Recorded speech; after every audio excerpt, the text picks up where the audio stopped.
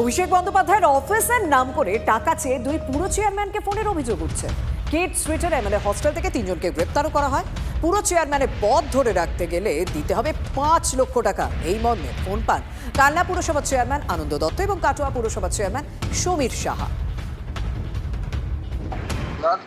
Sir আমাকে বলেছে পুরো বোর্ডটা আপনার করে দেবেন, মোটামুটি 20 লাখ, বুঝতে পেরেছেন? আচ্ছা, 20 লাখ আপনি? হ্যাঁ, 20 লাখ। আর আমি বলেছি স্যার আমার এলাকার ছেলে, আমি বলি যে 20 নয়, বলছে ঠিক আছে আপনি কালকে আপনার সাথে আমি কথা বলি, ঠিক আছে? আপনি লাগবে 3 টাকা কালকে অ্যাডভান্স হিসাবে নিয়ে আসেন, ঠিক আছে? আপনাকে আমি একটা রিসিভ করে দেবো। আমার নাম হচ্ছে আসিফ, ঠিক আছে? হ্যাঁ, মানে আমাকে ডাকে আসিফ বলে, নাম হচ্ছে জুনায়েদ চৌধুরী, ভালো হচ্ছে আসিফ, ঠিক আছে? আপনি আসেন, আপনি এসে আপনাকে একটা রিসিভ করে দেবো, ঠিক আছে? আমার অ্যাড্রেস কোনো চাপ নেই, আর বাকিটা আপনি আমাকে অ্যাকাউন্টে দিয়ে দেবেন, ঠিক আছে?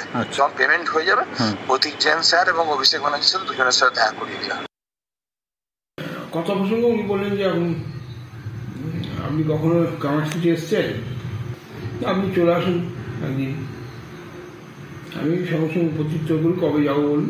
25শে ডিসেম্বর সব বন্ধ, তা কালকে আর কি করেছি। তবে না, কালকে চলে আসুন না, আসুন আপনার সঙ্গে লাঞ্চ টেবিলে আপনার সঙ্গে কথা বলবো, এমএলএ হোস্টেলে কথা হবে। কিন্তু আপনার সঙ্গে কিছু টিপস নিয়ে আসবেন। তা আমি জিজ্ঞাসা করি টিপস বলতে আপনি ভালো করে খুলে বলুন কি টিপস। না, 1 হাত নিয়ে আসবেন। 1 হাত বলতে বুঝি আপনি কি একদিনই বোঝেন না? টিপস 1 হাত বুঝতে পারছেন না? 5 লাখ, ঠিক এই কথাই বলে।